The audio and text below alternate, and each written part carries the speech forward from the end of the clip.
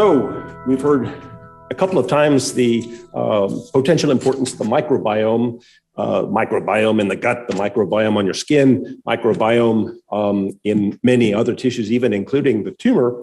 And to address this, Dr. Davar will speak next on modulation of the microbiome as a way to improve response, the tumor shrinkage rate, as well as toxicity levels in patients on the treatments that we've been talking about. Welcome, Diwakar. All right, so thank you for the invitation to speak. These are my disclosures. Normally we try to schedule this talk for after lunch so that I have an attempt to try to see how many people can stomach pictures of poop and more poop and poop.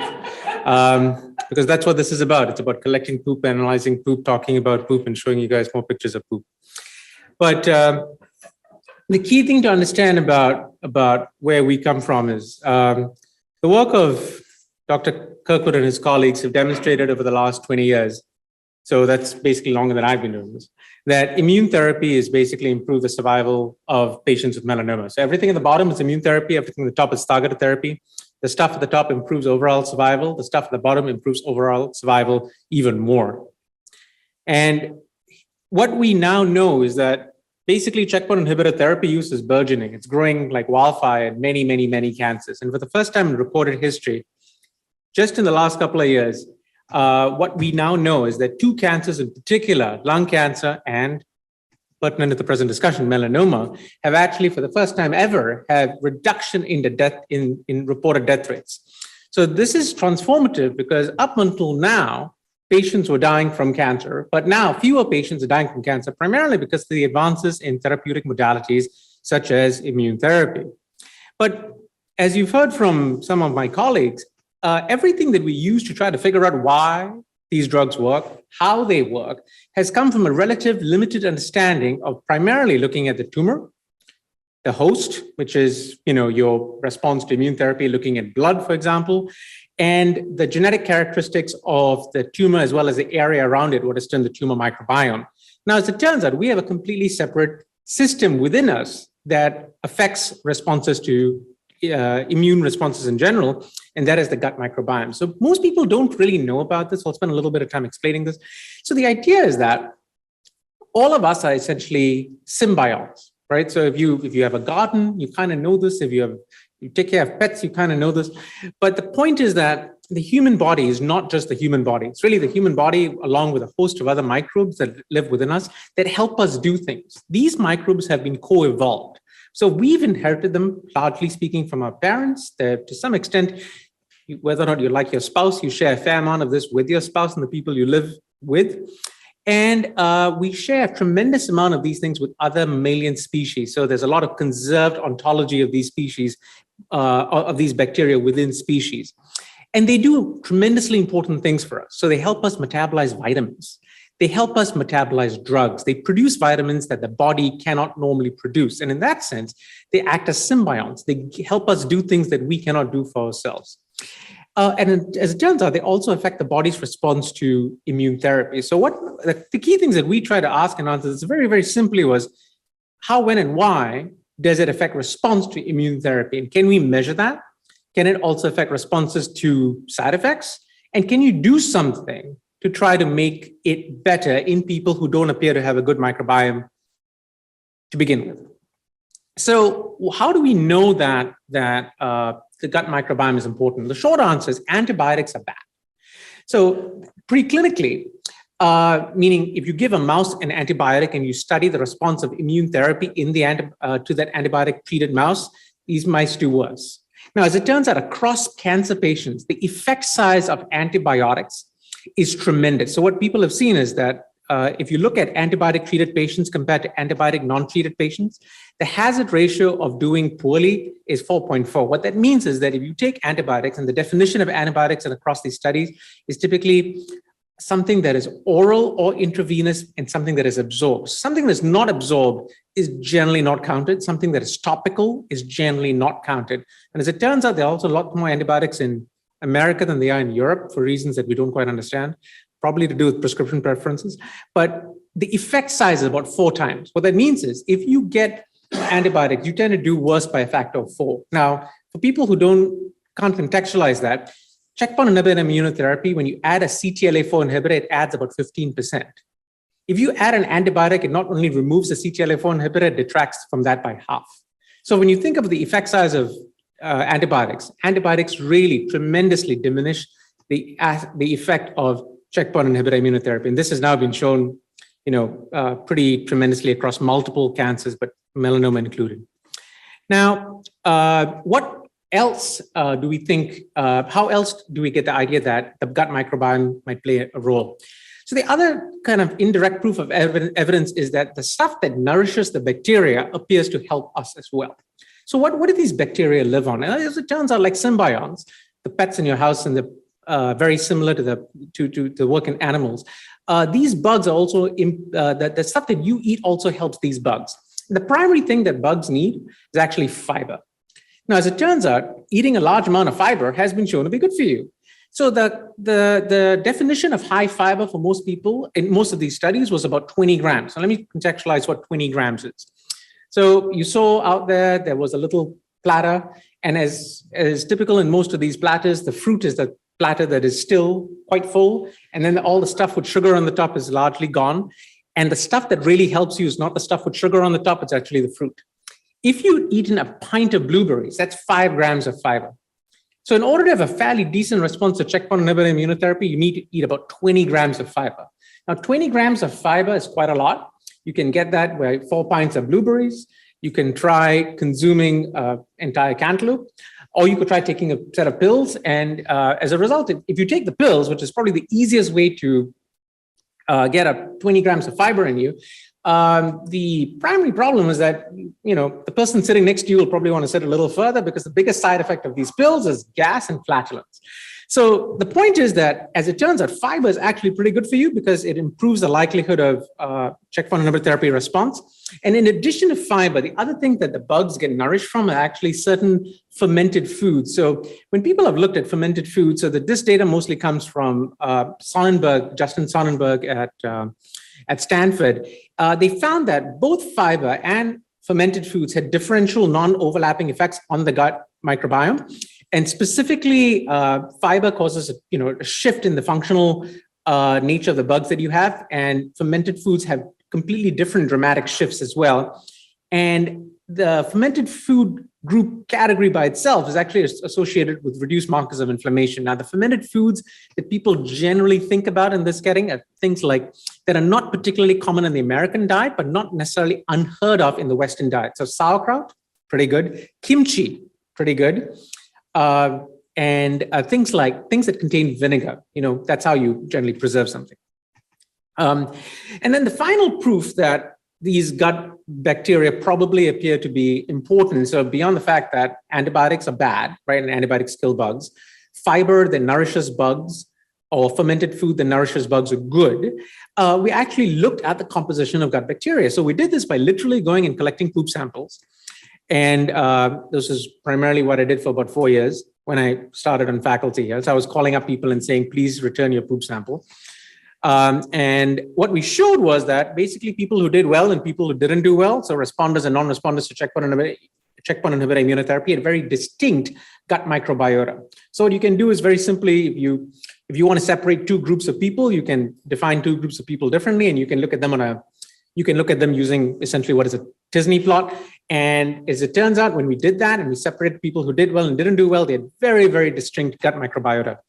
These gut microbiota appear to play an important role that is time dependent. So again, what that tells us is that when you look at whom and when these gut microbiota appear to play an impact on, it's very early in the response to checkpoint inhibitor immunotherapy. So anybody who's gotten a checkpoint knows that you get the drug, you see Melissa, you get the drug.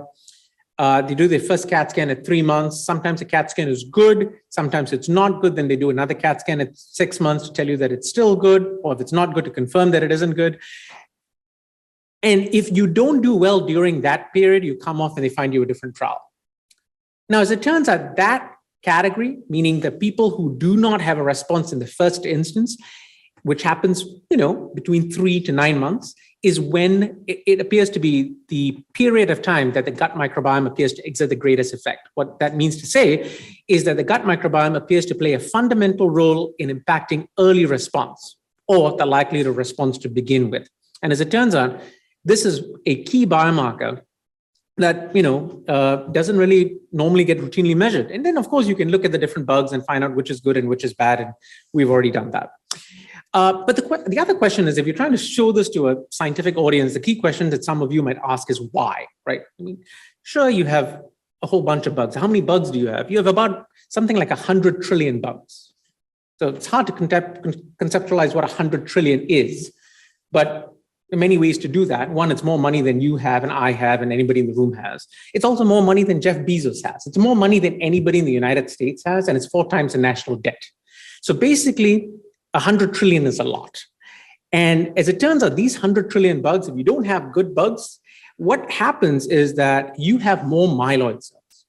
So basically, when you have bad bugs, what happens is these adverse microorganisms start producing certain substances. And these substances promote essentially what is known as produce a certain protein known as IL-8.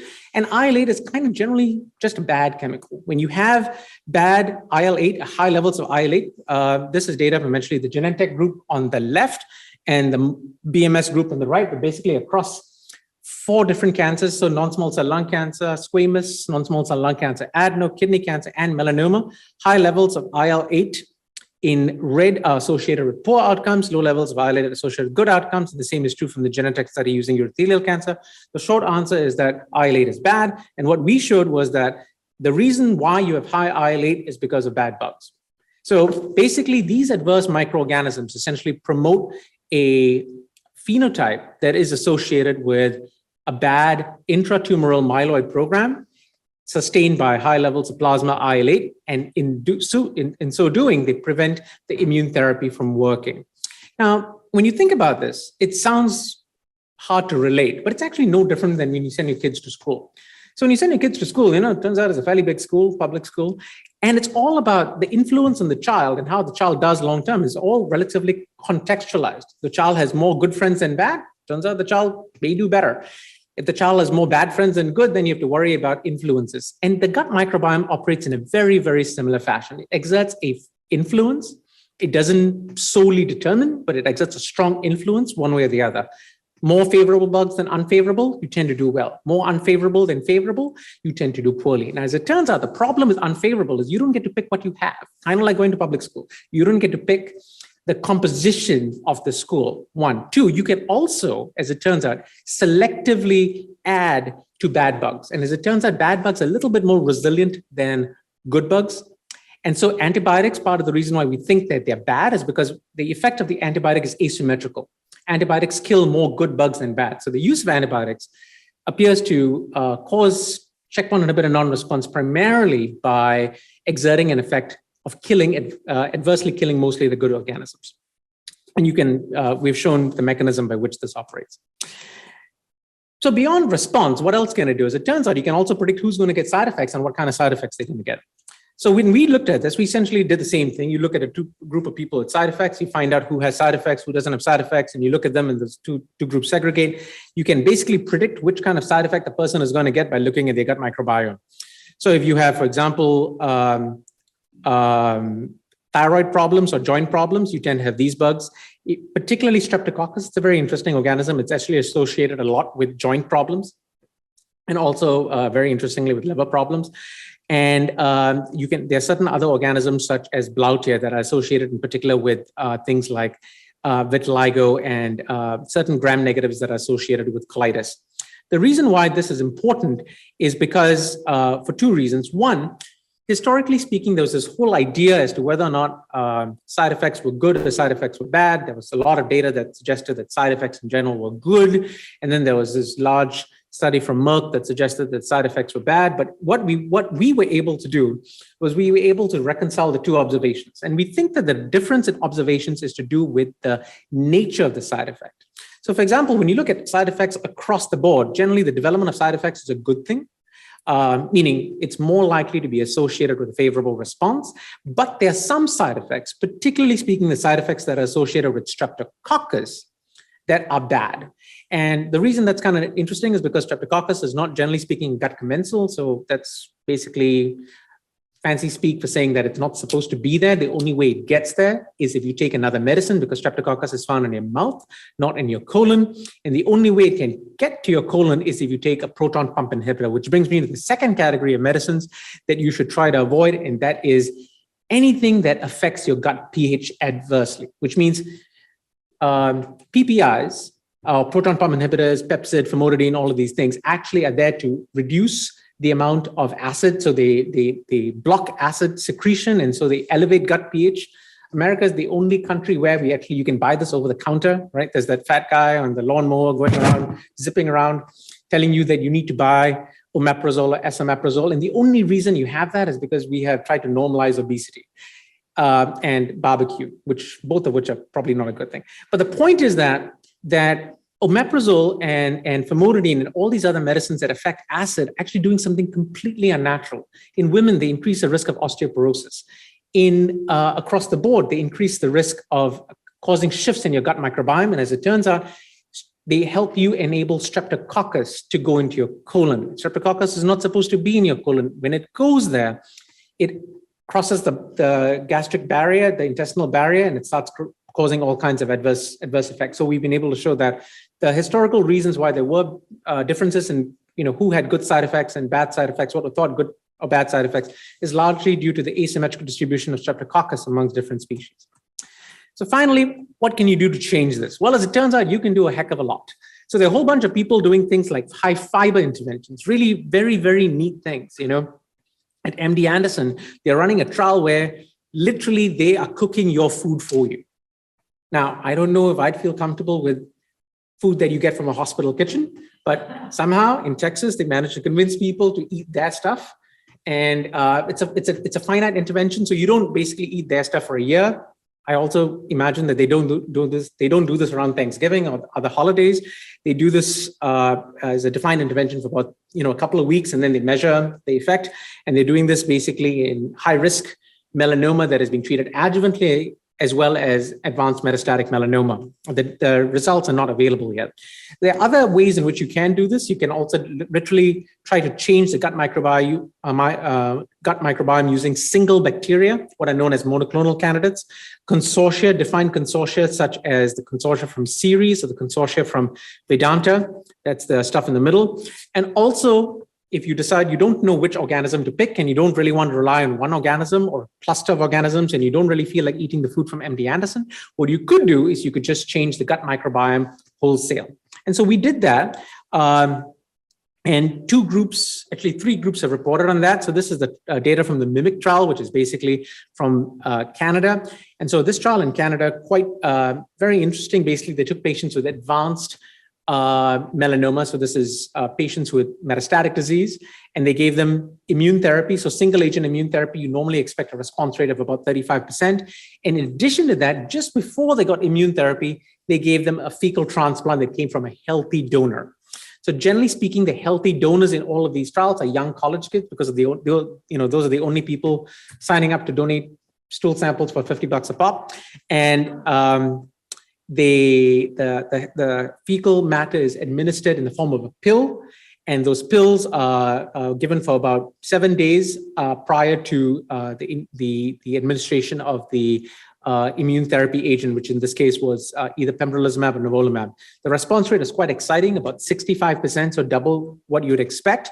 And they found some very interesting changes, basically what is known as they observe engraftment. So engraftment basically means what is the likelihood of seeing that the bugs take? And you can measure take as essentially proximity. And what you observe is that the proximity is basically favorable for the responders and unfavorable for the non-responders. We did a trial in a different setting. 2 trials were done, a trial here and a trial in Israel. And basically what we did was we gave people a single fecal transplant. And in our case, the fecal transplant came from people who were not willing to sign up for $50 a pop. These were actually patients with advanced cancer who had cancer that was cured as a result of checkpoint inhibitor immunotherapy. So basically, we have a very large melanoma program. We have about 50 people a year who have who go into remission, and you basically track these people down and ask them, are they willing to be stool donors? If you are in that unfortunate group that says, yes, I keep bugging you, have you give us a stool sample, get the stool samples in, we test the stool for a whole array of microorganisms, including COVID, and we make sure that you don't have any bugs. And then we administer that stool to patients who might need it because they don't have any response to checkpoint inhibitor immunotherapy.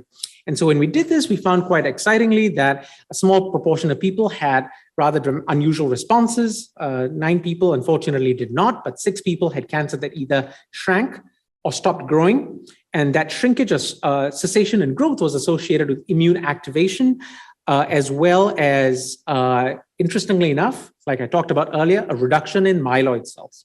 And so we think we now know why this is happening. We think it's happening because basically the good organisms are now allowed to outcompete the bad. And all that you're doing when you give somebody a fecal transplant is you're pressing reset on the computer that has started to show you the blue screen.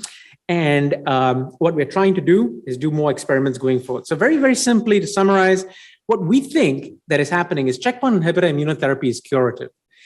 We know it's curative because from the work from many people in the room, including Dr. Kirkwood, this fundamental drug, which is pembrolizumab or nivolumab, cures people. When you get this drug, it's a single agent, about 27% of the time is a single agent, your cancer is cured at the 4-year mark. With combination immunotherapy from Bristol Myers, that number is as high as 39%.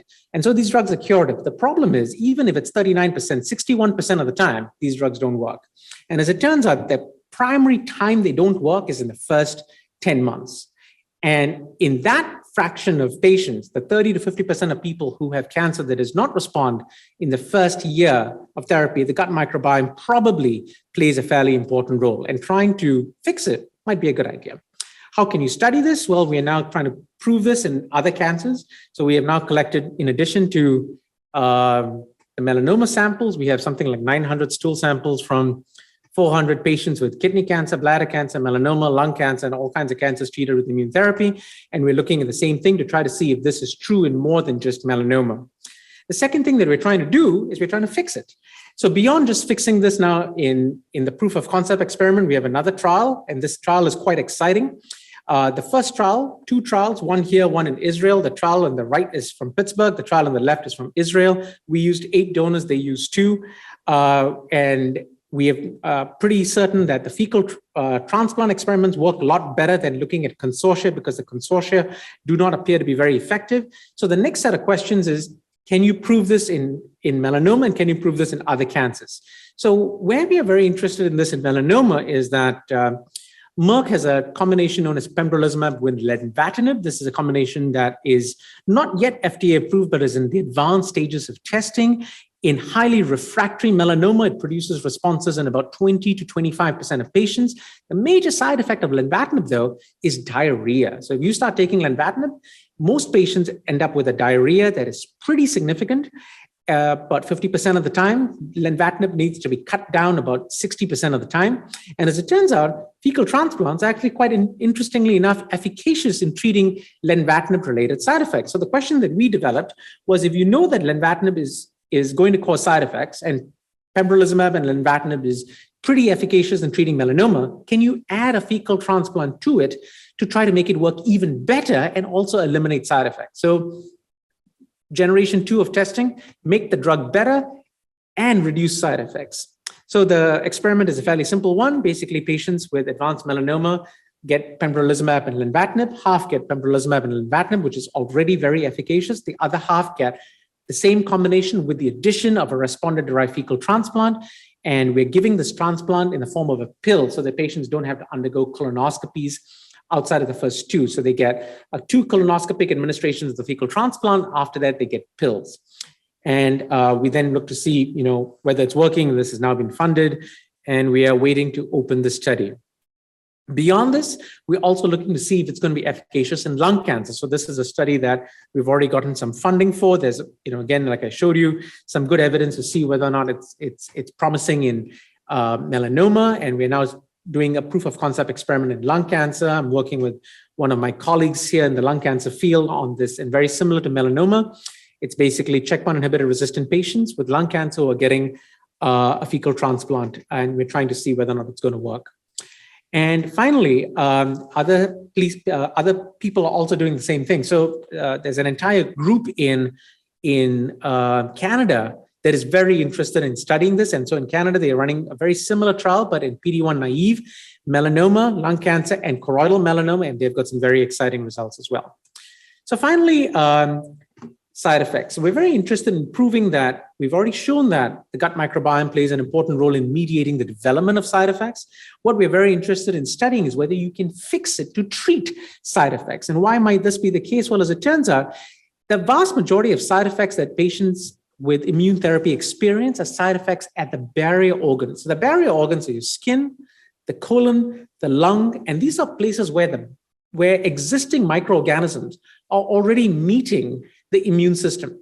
So your skin, for example, harbors a whole host of microorganisms. So does your gut, and so do your lungs. And as it turns out, we think that the primary development of side effects happens in patients who have what are termed pathobionts. So these are the not so good bugs that some people have for no reason other than the fact that they have them.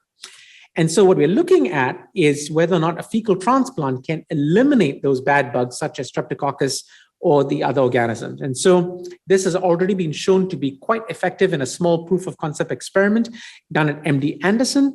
So the remission rate is something like 64% in patients who are very, very refractory. So as you know, the primary treatment for side effects is steroids, which is counterintuitive because immune therapy is supposed to affect the immune system. And here we are giving people with immune therapy side effects steroids to counteract the effect of immune therapy. And then if that doesn't work, we give you infliximab, which is a TNF alpha inhibitor, which is even more immune suppressive. What we're trying to do is just basically press reset on that and just give people a fecal transplant instead of steroids.